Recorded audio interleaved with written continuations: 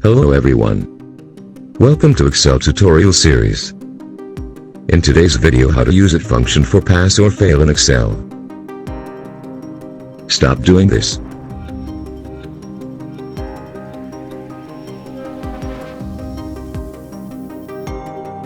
Assume pass mark is 40.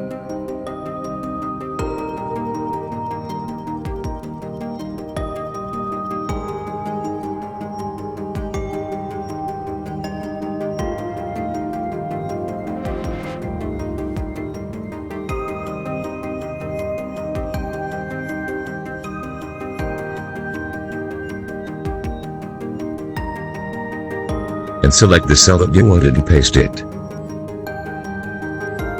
That's it.